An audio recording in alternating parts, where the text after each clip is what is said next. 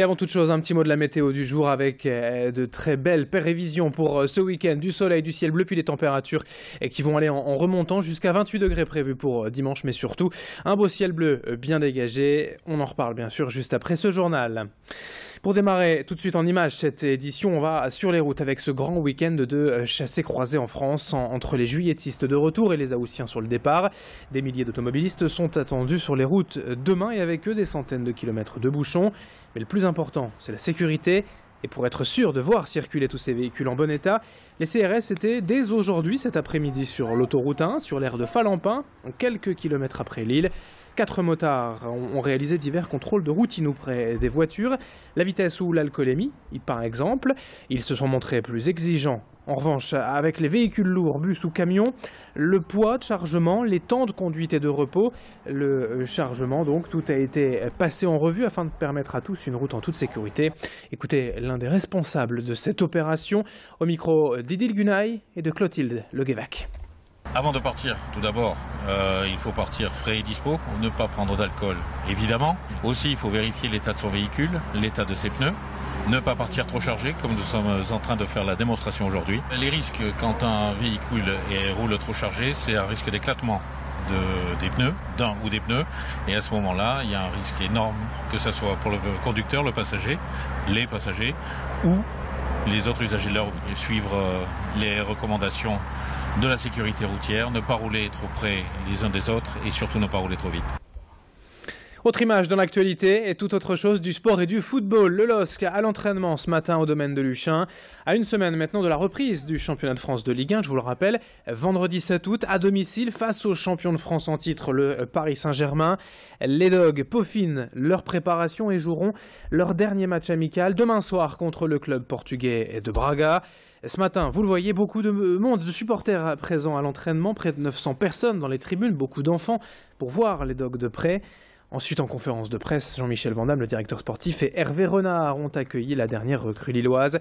Le défenseur zambien Stopila Sunzu, héros de la Coupe d'Afrique des Nations en 2012 et qui retrouve ici son ancien entraîneur. Idil Gunay était au domaine de Luchin. Et je vous propose d'écouter Hervé Renard à propos de ce nouveau joueur. Ça serait difficile pour moi de vous parler en mal de lui parce que si j'ai été champion d'Afrique en 2012, je pense que je lui dois une grosse part, notamment parce qu'il avait été exceptionnel durant cette Coupe d'Afrique.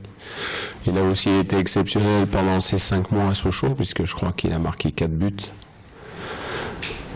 en 5 mois seulement. Donc, et il avait aidé à Sochaux à un redressement spectaculaire, donc il en faisait partie aussi.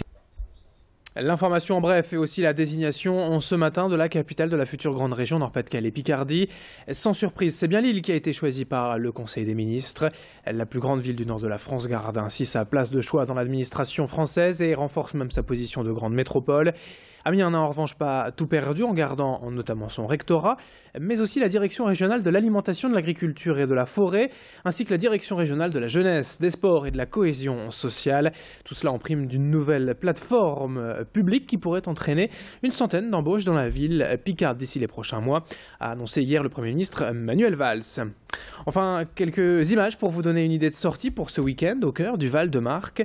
Le musée de plein air de Villeneuve-d'Ascq vous invite à vous balader à travers 23 bâtiments anciens sauvés de la démolition et qui abritent aujourd'hui divers artisans. Chacun invite les visiteurs à découvrir son savoir-faire et ce dimanche, une lecture de contes aura lieu au cœur de cet univers hors du temps. Des artisans, des ateliers, des cours, mais aussi des conteurs pour les petits et les grands. Sophie Laden a rencontré l'un de ces artisans, un bourrelier, qui nous présente justement son métier et ses ateliers. On l'écoute. Le musée, c'est l'occasion de rappeler un peu aux gens que c'est des trucs qui ont toujours existé et qu'on a un patrimoine qui est très riche dans la région. Donc le but, oui, c'est d'en faire profiter les gens et puis d'essayer de leur donner l'envie de revenir aux choses réelles, quoi. C'est un métier de passion. Donc la passion pour les chevaux et tout ça. Et c'est un métier, un savoir-faire qu'on m'a transmis. Donc le but, c'est que je le transmette, quoi, tout simplement. Quelques images encore pour finir et pour vous inviter à la balade, la transhumance de la ZAN Attitude, demain au départ de Comines. Cette ferme accueille une vingtaine d'ânes depuis 5 ans, mais faute de place, les propriétaires ont décidé de déménager. Ils s'en vont à 9 km à Frelinguien et au lieu de mettre leurs ânes dans une bétalière, ils ont choisi de faire la route à pied avec leurs ânes, une véritable transhumance, donc comme le faisaient les anciens par les petits chemins de campagne. Le public est invité à venir marcher avec eux. Aux côtés des ânes, rendez-vous 9h30 au départ de la ferme de Cronenbourg à Comines. Fin de cette édition, on tout de suite à suivre la météo et l'infotrafic sur Grand Lille TV.